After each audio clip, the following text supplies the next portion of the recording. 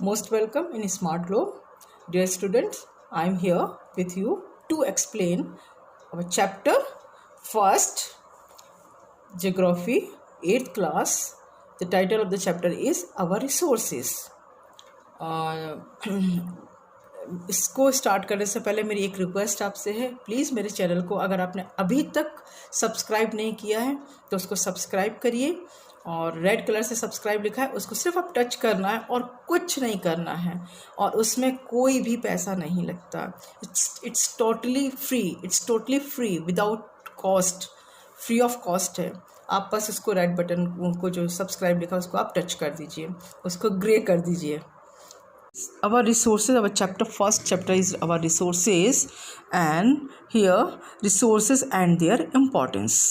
हमें यहाँ पे क्या पढ़ना है? रिसोर्सेज के बारे में और उनकी इम्पोर्टेंस के बारे में पढ़ना है। So first we should know that what are resources, resources क्या हैं।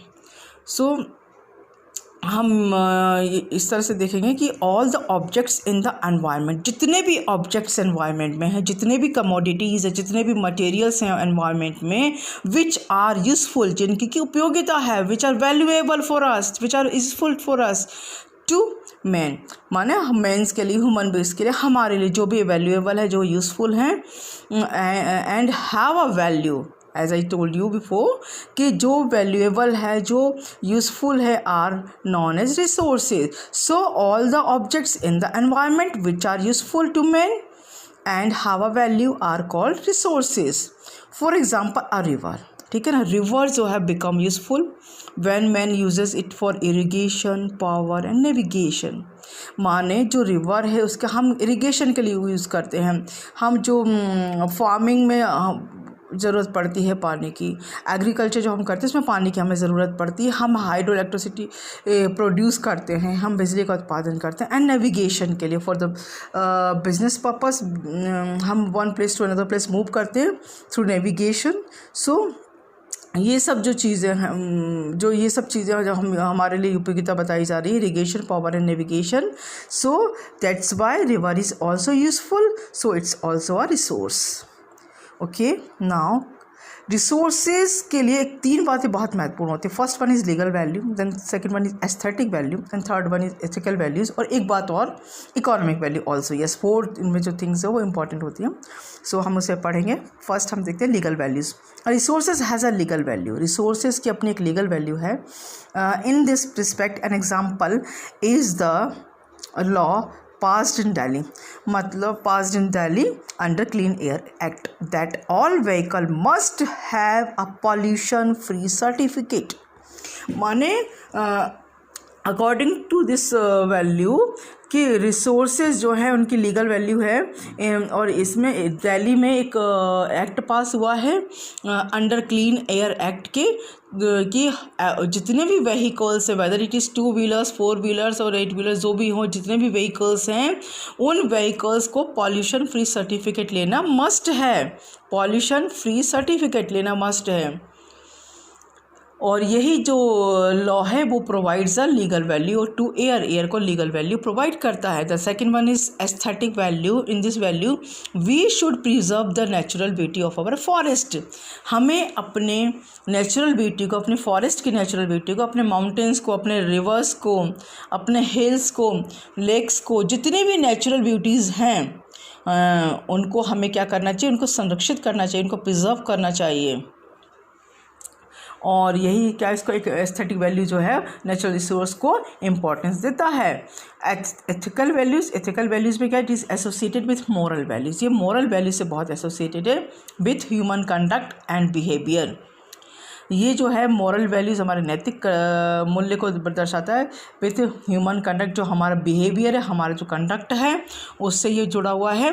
Preserve national park forest resources, not over exploiting natural resources in an ethical value. जितने भी हमारे जो रिसोर्सेज हैं, फॉरेस्ट रिसोर्सेज हैं, हमारे नेशनल पार्क हैं, हमारे जो ट्रेन ट्रैक्स हैं, हमारे जो रेलवेज़ की प्रॉपर्टीज़ हैं, इन सबको हमें क्या करना चाहिए, उनका ओवर एक्सप्लॉइटेशन नहीं करना चाहिए, उनका मिसयूज़ नहीं करना चाहिए, इन सबको भी हमें प्रिजर्व करना चाहिए। रिसोर्सेज को एथिकल वैल्यूज़ देता है। And the fourth one is economic values. Any material used for production has an economic value. कोई भी मटेरियल जो कि प्रोडक्शन फॉर इकोनॉमिक वैल्यूज़ के लिए प्रोडक्शन जिसका होता है, कोई भी मटेरियल का इकोनॉमिक प्रोडक्शन जो है इकोनॉमिक वैल्यूज़ के लिए करते हैं। जैसे कि हम इसको इस तरह से समझते हैं, जो रोड्स हैं, इलेक्ट्रिसिटी है, बेटर मेथड्स ऑफ एग्रीकल्चर है, ऑल हैव इकोनॉमिक वैल्यू, इन सब की इकोनॉमिक वैल्यूज़ हैं। बैंक्स की इकोनॉमिक वैल्यूज़ है, पोस्ट ऑफिस की इकोनॉमिक वैल्यूज़ है। हर एक चीज़ जो है वो ह्यूमन मेड जो इस तरह से बनी है वो कहीं ना कहीं उनकी इकोनॉमिक वैल्यूज़ है, तभी वो बनाई गई हैं। Okay, the next point is importance of technology in the development of resources, कि डेवलपमेंट रिसोर्सेज के लिए इम्पोर्टेंस ऑफ टेक्नोलॉजी का क्या महत्व है डेवलपमेंट रिसोर्सेज के डेवलपमेंट में।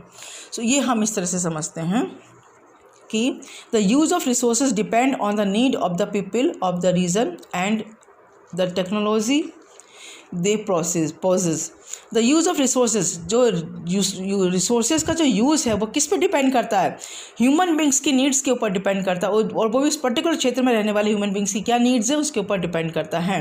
And the technology they poses, और कौन सी टेक्नोलॉजी वो अवेल कर रहे हैं, कौन सी टेक्नोलॉजी वो ग्रैंड कर रहे हैं। By technology we mean the knowledge and skills they have for using their resources.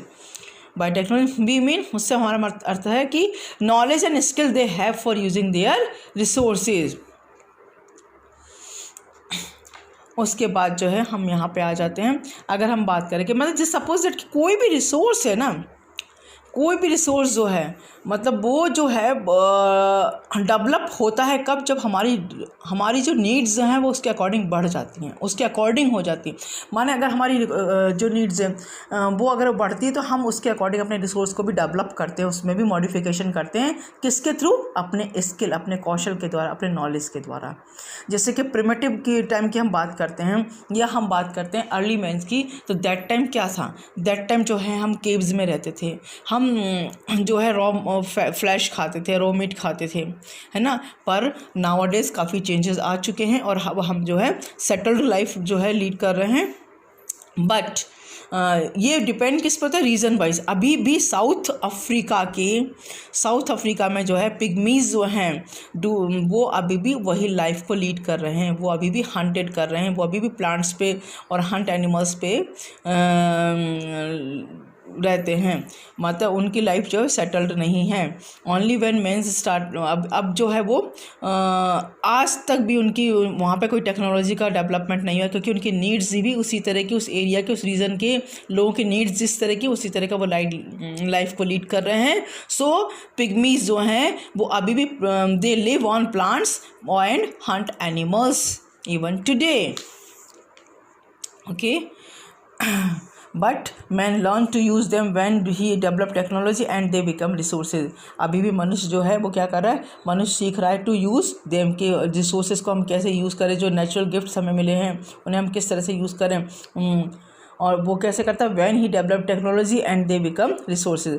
और जब वो टेक्नोलॉजी डेवलप करता है तो वो रिसोर्स बन जाता है। जब किसी भी चीज़ को हम सीखते हैं, किसी भी चीज़ में हम कोई चेंजेस करते हैं अपने टेक्नोलॉजी के द्वारा, तो वो कोई भी चीज़ जो है वो भी रिसोर्स के रूप में आ जाती है।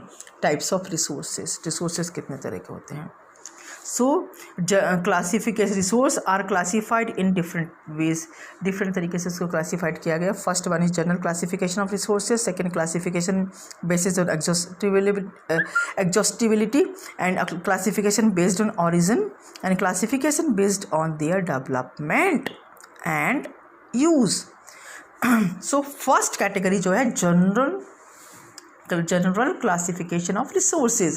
In this category we have also categorized in three types, three groups इसमें है, natural resources, second human resources, third one human made resources.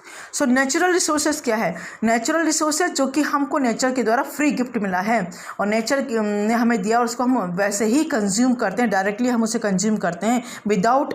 Natural resource क्या होता है, नेचुरल रिसोर्स जो है वो that are drawn from nature and used without much modification are called natural resources. माने जो कि हमें नेचर से फ्री गिफ्ट मिला है और उसमें हम कोई भी ज़्यादा कुछ छेड़छाड़ नहीं करते हैं, हम उसमें कोई चेंजेस नहीं करते, कोई मॉडिफिकेशन नहीं करते और एज इट इज़ हम उसको अवेल करते हैं। अगर हम बात करें कि वाटर की, एयर की, तो एयर हम ब्रीथ के लिए हम लेते हैं, और जो वाटर है हम उसको ऐसे ही पीते हैं। तो इस तरह से नेचुरल रिसोर्सेज को हम अवेल करते हैं।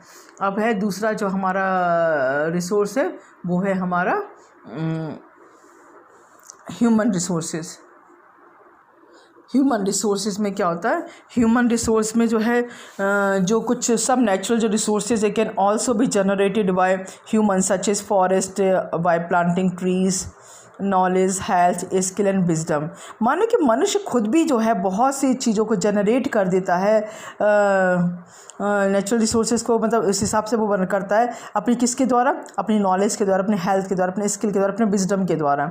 सो उसमें भी ये एबिलिटी होती है, उसमें भी वो कैपेबिलिटी होती है कि that helps in converting the physical material into a valuable resources. माने कोई भी जो फिजिकल मटेरियल है उसको कन्वर्ट करके, उसको चेंज करके फिजिकल मटेरियल को एक वैल्यूएबल रिसोर्स में वो कन्वर्ट कर देता है। सो ह्यूमन रिसोर्स और भी जो है वो बहुत ही इम्पॉर्टेंट है। Next human made resources. अब यहाँ पे ह्यूमन मेड रिसोर्सेज क्या होता है, जैसे कि ह्यूमन ने कोई भी चीज़ को क्रिएटेड किया हो। These resources are created by human beings from the materials available in the environment. यहाँ पे ह्यूमन बींग जो है वो मटेरियल जो है बींग जो है from the material resources are created by human beings की तरह जो क्रिएट किए जाते हैं मटेरियल जो कि एनवायरनमेंट में होते हैं। They it turns are use for production of the other resources, और वो जो है इसको टर्न कर देते हैं, are use for production for other resource, और अन्य रिसोर्सेज के लिए वो उसको करते हैं। जैसे टूल है, मशीन्स है, buildings and other infrastructures are also example of a human made resources. जैसे कि बैंक्स हैं, है ना, सो बैंक्स को बनाना, और उसके बाद जो है अपने टूल्स बनाते हैं, टूल्स से हम और अदर थिंग्स भी यूज़ कर सकते हैं। मशीन से, उन मशीन को उन्होंने खुद ह्यूमन मेड रिसोर्सेज है, उसको भी उन्होंने अन्य रिसोर्सेज के लिए यूज़ कर सकते हैं हम मशीन्स को। ऐसे व्हीकल्स हैं, हॉस्पिटल्स हैं, ये सब क्या है, ह्यूमन मेड रिसोर्सेज हैं। एंड द नेक्स्ट क्लासिफिकेशन जो हमारा है वो क्लासिफिकेशन है हमारा क्लासिफिकेशन बेस्ड ऑन एग्जॉस्टिबिलिटी में रिन्यूएबल रिसोर्सेज और नॉन रिन्यूएबल रिसोर्सेज है। सो रिन्यूएबल रिसोर्सेज वो रिसोर्सेज आर लाइक सनलाइट है, winds, air etcetera are called inexhaustible resources. अब क्या है इनएग्जॉस्टिबल इन द सेंस कि जिनको हम ख़त्म नहीं कर सकते, इसको फिनिश नहीं कर सकते फॉर हमेशा के लिए। जैसे कि सनलाइट है वो ख़त्म नहीं होती, वो हमेशा जनरेट होती रहती है, रिन्यू होती रहती है, बनती रहती है।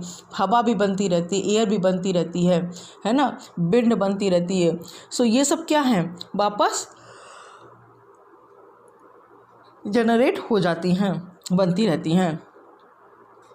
अब दूसरा अगर हम बात करते हैं कि नॉन रिन्यूएबल रिसोर्सेज वो रिसोर्सेज होते हैं जो कि एक बार यूज़ करने के बाद अगर हमने इसको अच्छे से ओवर एक्सप्लॉइट कर दिया, हमने उसका ओवर एक्सप्लॉइटेशन कर दिया, पूरी तरह से दोहन कर लिया, तो उसको या तो वो उत्पन्न होगा ही नहीं, अगर होगा वापस अगर वो जनरेट होगा तो उसको कई साल लग जाते हैं। So billion trillion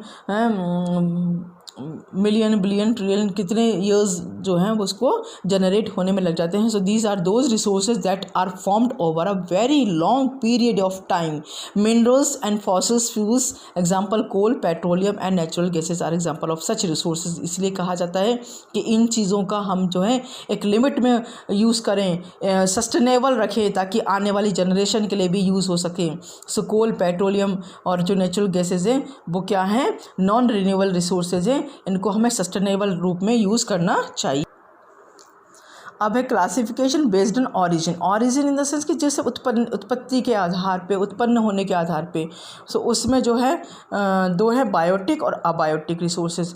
biotic resources those resources which are obtained from living and organic matters are known as biotic resources. Biotic में जितने भी लिविंग ऑर्गेनिज्म हैं, लिविंग थिंग्स हैं, वो इसके अंतर्गत आती हैं। जैसे like crop, herbs, grass, animals, domestic animals, wild animals, birds, aquatic animals, human beings, सभी क्या हैं, सभी जो हैं वो बायोटिक है, सभी लिविंग थिंग्स हैं। सो वो इसके अंतर्गत आती हैं। And the second one is abiotic resources. Abiotic resources में जो है those types of resources which are obtained from non living things. जो नॉन लिविंग थिंग्स है वो इसके अंतर्गत आती हैं और उन्हें हम क्या कहते हैं, are known as abiotic resources. जैसे कि लैंड है, रॉक्स है, मिनरल्स, हिल्स, माउंटेन्स, ये सब क्या हैं, ये अबायोटिक हैं। ये इनमें ये लिविंग थिंग्स नहीं है, ये नॉन लिविंग थिंग्स हैं। सो ये रिसोर्सेज अबायोटिक रिसोर्सेज कहलाते हैं। अब है classification based on their development and use. Development and use के आधार पे क्लासिफिकेशन है वो हम देखेंगे। इसमें है एक्चुअल रिसोर्सेज। एक्चुअल रिसोर्सेज माने all resources are those resources whose quantity is known, माने जिसकी हम क्वांटिटी जानते हैं, कितनी उसकी क्वांटिटी है। These resources are being used in the present, और जो प्रेजेंट में यूज़ हो रही है। जैसे कि हम बात करते हैं कि एग्जाम्पल के रूप में coal reserve in Jharkhand is an actual resources है। झारखंड में जितना कोल है वो एक्चुअल रिसोर्सेज है। और we know how much coal is there in the coal mines, और जिस उस कोल माइंस में, जो झारखंड की कोल माइंस जो है उसमें कितना कोल है वो हमें पता है, ये एक्चुअल रिसोर्स में आता है। दूसरा है पोटेंशियल रिसोर्स। पोटेंशियल रिसोर्स क्या है? These are those resource which exist in the region but are not fully developed due to inaccessibility and inappropriate technology में, और are those whose entire quantity may not be known and these are not being used at present। माने कि ये वो resources हैं, potential resource वो resources हैं जिनकी एंटायर क्वांटिटी ना तो हमें पता है कि कितनी टोटल क्वांटिटी उसके अंतर्गत, कितनी टोटल क्वांटिटी कितनी मात्रा में ये है, और we known and these are not being used, और वो यूज़ नहीं की जा रही है प्रेजेंट टाइम में, वर्तमान समय में। This resources could be used in the future में इस रिसोर्स को हम यूज़ कर सकते हैं। सो ये रिसोर्स क्या कहलाते हैं? पोटेंशियल रिसोर्स कहलाते हैं। Tamil Nadu is a leading state in term of wind energy production in India है। तमिलनाडु जो है इसका एक एग्जांपल इसमें है। अब है रिजर्व। रिजर्व क्या है? Reserve resource which can be used into use with the help of existing technology but their use has not been started are called reserve. माने resource which can be put into use, जिसको हम use करने में डाल सकते हैं with the help of हमारी जो एग्जिस्टिंग टेक्नोलॉजी, जो हमारी भी विद्यमान टेक्नोलॉजी हमारे पास है उसके थ्रू हम इसको यूज़ करने में कर सकते हैं। But their use has not been started, पर अभी उनका यूज़ किया नहीं गया है, लेकिन हम चाहते तो हम उसको कर सकते हैं। इसको हम रिजर्व रिसोर्स कहते हैं। अब जो है स्टॉक्स में these are the reserve which have the potential to satisfied human needs. माने वो स्टॉक्स वो जो स्टॉक में है ये रिजर्व है, और विच हैव द पोटेंशियल, इसमें इतना संभावना है, इतनी पोटेंशियलिटी है कि वो ह्यूमन नीड्स को सेटिस्फाइड कर सके। But we do not have appropriate technology to access it, पर हमारे पास अभी इस तरह की टेक्नोलॉजी विद्यमान नहीं है कि हम इस तक पहुंच पाएँ। तो इस तरह से ये हमारा क्लासिफिकेशन कंप्लीट हो जाता है। नेक्स्ट पॉइंट है हमारा रिसोर्स प्लानिंग। हमारी रिसोर्स की क्या प्लानिंग है वो हमको पढ़ना है। सो रिसोर्स प्लानिंग क्या है? मतलब कि ये जो रिसोर्स प्लानिंग जो है इसका मतलब है, resource planning means utilization of country's resource. Country की जो रिसोर्सेज हैं उनका यूटिलाइजेशन करना, उसकी उपयोगिता करना फॉर डिफरेंट डेवलपमेंट एक्टिविटीज़। जितनी भी हमारी विभिन्न जो हमारी विकास की गतिविधियाँ हैं उनके लिए इन अकॉर्डिंग्स विद नेशनल प्रायोरिटी, हमारे उसकी प्राथमिकता के आधार पर हमको जो इसकी रिसोर्स के यूटिलाइजेशन करना, उसकी प्लानिंग बनाना है। मतलब उसकी प्लानिंग इस तरह से करना है, रिसोर्स की प्लानिंग इस तरह से करना है कि जो कंट्री की जो रिसोर्सेज हैं वो हमारे विभिन्न प्रकार के डेवलपमेंट एक्टिविटीज़ हों और देश की प्राथमिकता को ध्यान में रखते हुए हम करें। It consist of following 3 components. 3 प्रकार के कंपोनेंट्स आते हैं। वो कंपोनेंट्स क्या हैं? 3 कंपोनेंट्स क्या हैं वो हम देखते हैं। पहला है आपका रिसोर्स इन्वेंट्री। सो रिसोर्स इन्वेंट्री में है it includes surveying mapping and measurement of characteristics and properties of resources. इसमें हमको ये सब चीज़ें इंक्लूड करनी है। हमको सर्वे करवाना है, हमको उसकी मैपिंग करवाना है, उसका मापना भी है, मेजरमेंट भी करना है ऑफ कैरेक्टरिस्टिक्स, जो उसकी विशेषता है और उसकी प्रॉपर्टीज़ जो है उसके आधार पे वो हमें करना है। और उसके बाद नेक्स्ट हमारा है इवैल्यूएशन, उसका मूल्यांकन। In this component information of resources survey is examined against technology, economy ecology and society to determine the possibility of development. माने ये इस कंपोनेंट में क्या करना है कि हमको इन्फॉर्मेशन ऑफ रिसोर्स सर्वे का जो इन्फॉर्मेशन है इस एग्जामिन करना है, उसको हमें जांच करनी है किसके द्वारा, किसके आगे, हमारी जो तकनीकी के आधार पे हमारे इकोनॉमी है, इकोलॉजी है और सोसाइटी जो है, टू क्या determine the possibility of development, कि इन सब के आधार पे हम कैसे जो है विकास की संभावनाओं को निश्चित कर सकते हैं। डेवलपमेंट थर्ड कंपोनेंट जो है डेवलपमेंट विकास। The third component is concerned with the activities necessary to convert the potential of a resource into a reality and actual use. Third component क्या है, इस कंसर्न किससे कंसर्न है, वो किससे संबंधित है, activities necessary to convert the potential of resource को की पोटेंशियल को कन्वर्ट कर सके into the reality and actual use, वास्तविकता में और उसके जो एक्चुअल यूज है उसमें हम कर सकें। सो इस तरह से रिसोर्स की प्लानिंग जो 3 तरह से होती है, resources inventory, evaluation and development. So ये तीनों प्रकार का कंप्लीट हुआ है। कंजर्वेशन ऑफ रिसोर्सेज का कंजर्वेशन क्या है वो हम देखेंगे। कंजर्वेशन ऑफ रिसोर्सेज क्या है, माने रिसोर्सेज को संरक्षण करना। सो कंजर्विंग रिसोर्सेज मीन्स कि प्रोटेक्टिंग देम, उनको प्रोटेक्ट करना है, किससे, गेटिंग पॉल्यूटेड होने से, डिप्लीशन होने से हमें इसको कंजर्व करना है, ताकि जो फ्यूचर में हम उसको यूज़ कर सकें। हमारे जो नेचुरल रिसोर्सेज हैं वो लिमिटेड हैं, some of it can be renewed, कुछ तो उसमें से रिन्यूड हो सकते हैं, but that takes a very long time, बहुत सारा लंबा समय इसका लगता है। We are using up the resources faster than the renewal time required, और हम जिस हिसाब से यूज़ कर रहे हैं रिसोर्सेज का, वो रिन्यूअल होने के टाइम से कहीं ज़्यादा फास्टली हम यूज़ कर रहे हैं। सो ये कंटिन्यू अगर इस तरह से होता रहा तो कहीं ना कहीं कम्प्लीटली उसका डिप्लीशन हो जाएगा रिसोर्सेज का। सो इट्स वेरी इंपॉर्टेंट कि हमको कंजर्वेशन जो है रिसोर्सेज का करना चाहिए।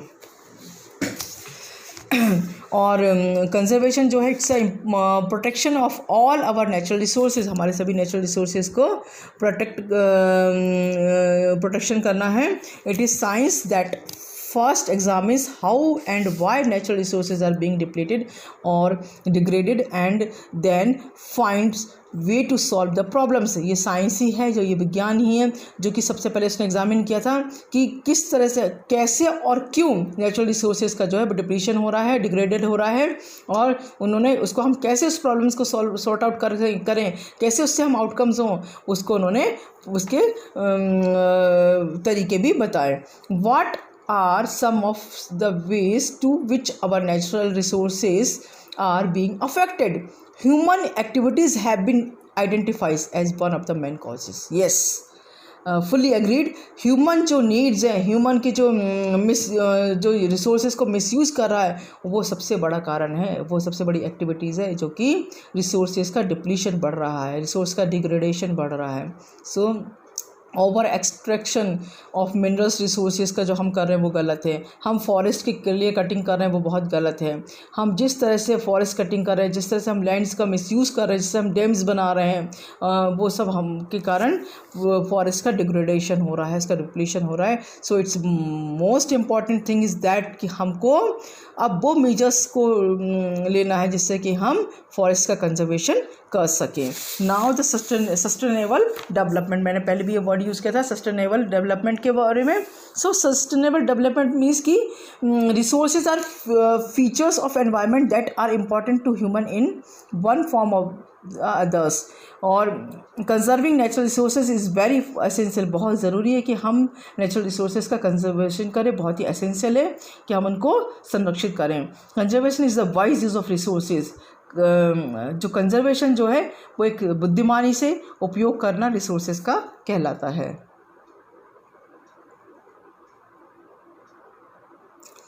So we need to conserve so that we have resource for the future generation. Sustainable का मतलब क्या है? जब हम किसी चीज़ को फ्यूचर के लिए हम यूज़ करते हैं, किसी चीज़ को हम इस तरह से यूज़ करें ताकि वो फ्यूचर अपकमिंग जो जनरेशन है, फ्यूचर की जनरेशन है, वो भी यूज़ कर पाए, उसको सस्टेनेबल डेवलपमेंट कहते हैं। So conservation of natural resources help us to meet our daily needs without destroying the ability of future generation to meet their needs. This is known as sustainable development. It is our duty to ensure that कि damage of natural resources should be minimised. हमारा जो natural resources का जो damage है वो minimised हो. Number 2, हमें alternative resource use करना चाहिए अगर पॉसिबल है कि भाई ये इसकी कोई दूसरा चीज़ भी हम यूज़ कर सकते हैं वो हम करें. और the population and distribution of rare and threatened species should be increased. जो उसको भी हमें इंक्रीज करना. All uses of renewable resources are sustained. हमें सभी जो all uses of renewable resources, जितने भी रिन्यूएबल रिसोर्सेज हैं उसको भी हमें सस्टेन करना है, उसको भी हमें सस्टेनेबल रखना है. और इसके बाद जो है हमें पढ़ना है